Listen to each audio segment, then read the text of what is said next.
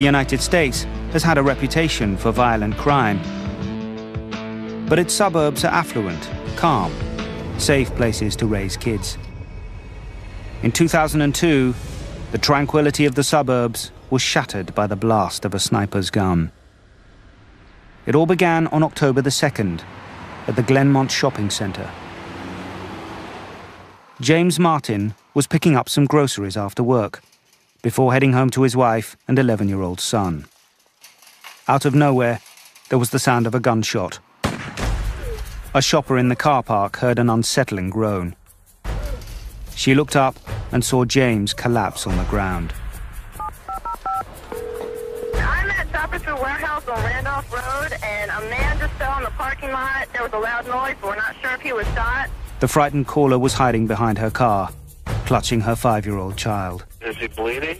Yes. Where's he bleeding from? I don't know. I'm like half an aisle away from him. Is it inside? No, it's outside in the parking lot. Oh, there's a police officer here now.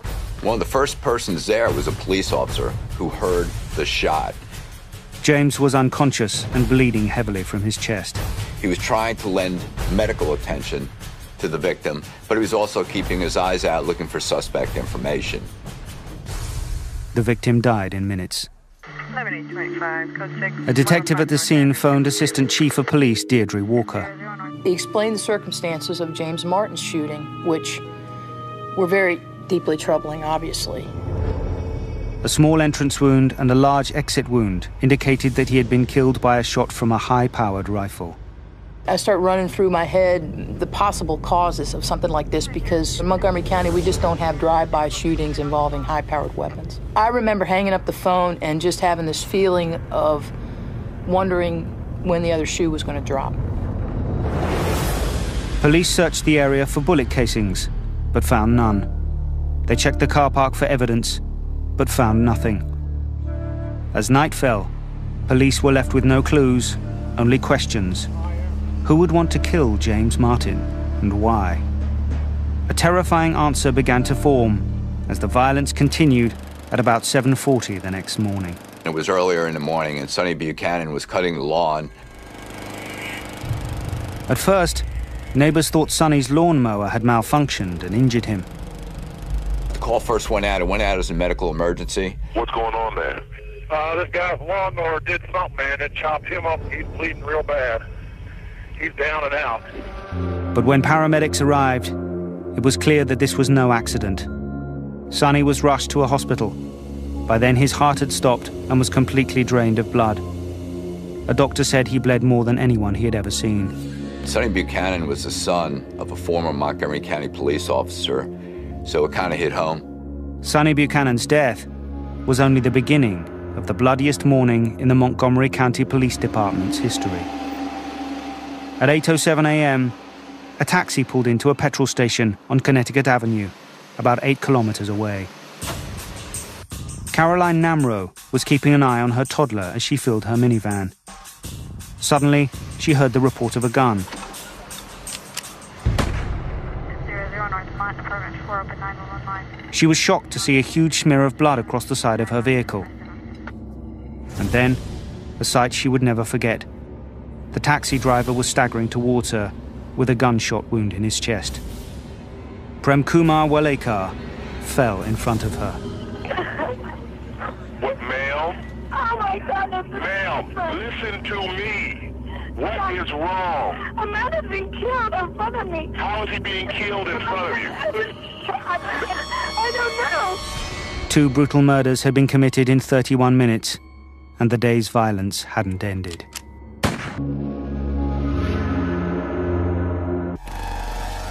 Around breakfast time on October the 3rd, 2002, 2 men were shot dead in the normally peaceful suburbs just north of Washington, D.C. Each of them had been hit by a single bullet from a high-powered rifle. A few minutes later, the killer struck again. Sarah Ramos had been waiting for a ride outside a senior housing complex called Leisure World. She had moved to the US from El Salvador in Central America. There she'd been a law student, but in the States, she made ends meet by cleaning houses. Fire an ambulance. Yes, I need the ambulance, please. Eyewitness accounts only added to the confusion. The girl just shot herself. She just shot herself. We got a possible 1056 at Leisurewood. Please advise. It was the third brutal murder in less than an hour. It came out as a possible suicide, and that I knew instantly it wasn't. I don't see a weapon. You don't see the weapon? No. This time, police found the bullet that had shattered Sarah's skull. The .223 caliber bullet entered her forehead, exited through her neck, went through a window, and landed on the floor of the restaurant behind her. Chaotic radio traffic filled the airwaves as emergency response teams raced to keep up with the murders. She's unconscious. She's got blood coming out of her nose and her mouth. And where? North and Connecticut Avenue. But the killer was relentless. His next victim was Lori Lewis Rivera, who was cleaning her car at a petrol station. Like a bomb? Yeah, but it wasn't a bomb. I mean, it was like that kind of noise. It was like a gunshot, maybe? Kind of. The quiet suburbs had never seen anything like this. We're having a shooting about every half an hour. All 5 killings were clustered in 25 square kilometers of Montgomery County. The annual homicide rate had just shot up 30%.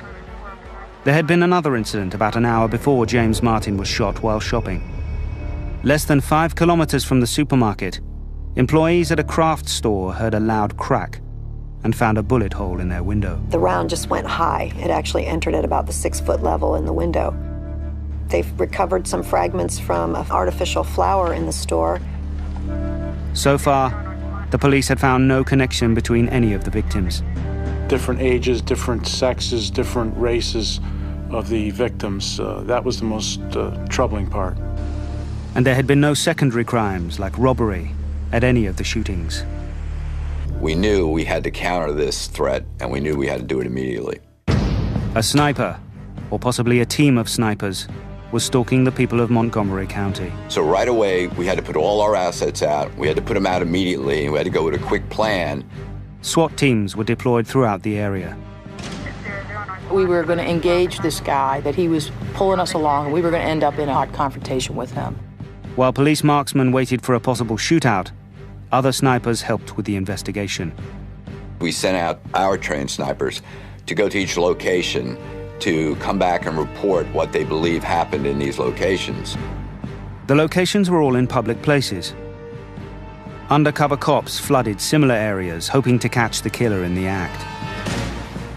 At each crime scene, the detectives faced the same nagging question: where could someone with a rifle have hidden? There is no forest or woodland. There is no cover. And for no lookouts to come out, we realized that maybe a vehicle could be involved. The one and only lead police had so far seemed to support this theory. We had a witness who had seen a white panel truck in the area where the victim up at Leisure World had been. Apparently this witness had heard the shot, turned around and saw that white panel truck. Suddenly, it seemed as if white vans and panel trucks were everywhere. Police knew they would find more clues in the bodies of the victims. There were now 5 corpses at the coroner's office. The autopsies could provide crucial evidence. We had to look at if there was any elevation, which would lead us to believe they were taking these shots from rooftops. And we also needed to know what type of damage occurred to these victims on that day. But even before the forensics could be completed, another panicked call came in. 911 emergency. Yeah, we got a guy just shot out here. That night, Pascal Charlot, an elderly Haitian immigrant, was gunned down while crossing the road. He was just over the Montgomery County border in Washington, D.C. I went to the scene on that, and it kind of led me to believe like maybe they saw that this individual was in Washington, D.C., and they wanted to extend the killing field to another location within the metropolitan area. On October the 4th, 2002, Washington, D.C. area residents awoke to a new reality. Pumping gas, going outside, you're much more aware of what's going on around you. The fear was palpable. There was just this sense of foreboding as people went about doing their work. 6 innocent people had been gunned down in less than 48 hours. Police had no suspects, no motive, and very few leads. Now, everyone felt like a target. When people went to put gas in their car, they would bob and weave. People walk down the street, they wouldn't walk in a straight line. Montgomery County Police Chief Charles Moose selected his most experienced detective to lead the investigation, Barney Forsyth. The chief, of course, asked me, he says, what's the link? And I said, Chief, at this point, we don't see a link. And so that's the commonality, is that there is no link. And of course, that's one of the most difficult type of cases to deal with. Chief Moose made an early decision to deal with the crisis by presenting as much information as possible to the public. They still all appear to be random victims, don't appear to be anyone's enemy, don't appear to be involved in anything coordinated, just simply random targets. Schools went into lockdown, with armed guards out front. Helicopters were everywhere. Meanwhile, the autopsy results showed a consistent pattern. Analysis of the bullets indicated that they came from a long-range rifle, possibly a Bushmaster. These rifles that are military rifles, they're built to kill. They're not built just to hurt somebody, they're built to kill them. It goes in small and then it gets wider as it goes through. So what you end up with is that all those organs that are in that range of that cone get injured whether they get hit directly by the bullet or not. The Federal Bureau of Alcohol, Tobacco and Firearms is the main national agency that deals with gun-related crime in the United States. Its ballistics lab ran a trajectory analysis. We looked at the different rounds, the way the round hit the victim, and that helped us figure out where the shot may have been taken from. The shots were not coming from rooftops. Somehow, the killer was finding a way to hide in public places. Investigators began to believe that the sniper was shooting from a vehicle, which led to a theory that a pair of shooters might be involved. For the purposes of shooting, you want to have room available so you can have some mobility, and that means when you're behind the wheel, you don't have that kind of mobility. The idea that the armed sniper was hiding in a vehicle spread fear like wildfire. Washington area residents were already on edge. It was just a year since the 9/11 attacks, and there had also been an anthrax scare, during which 5 people had lost their lives and 17 had been infected. Now, they faced the possibility that a team of terrorists was hunting them down. The Washington Post, on the front page, says snipers and Al-Qaeda. Those questions were being publicly asked. On the afternoon of October the 4th, the sniper changed tactics. He moved south of Washington. Stop 911, what's your emergency? We've had a lady shot in our parking lot. This is Michaels in Fredericksburg. Caroline Sewell was gunned down in Virginia as she loaded craft supplies into her minivan. Get away from the window. I'm sorry. Where's the person at? She's laying in the parking lot, sir. While lying on the pavement, Caroline prayed that she could live for her 2 children. Say that again, honey. She's laying on the ground between our store and Michael's, and she is moving her arm. There's a lady standing over. There's a lady standing with her. She would become the first survivor of the sniper's long-range bullets. This was the second shooting incident at a branch of the craft store. Investigators immediately seized on a link that could lead to the killer. So we looked at disgruntled employees, people that maybe had been terminated, some connection between the Michaels in Maryland and the Michaels in Fredericksburg. Of course, nothing was really developed. There was nothing there.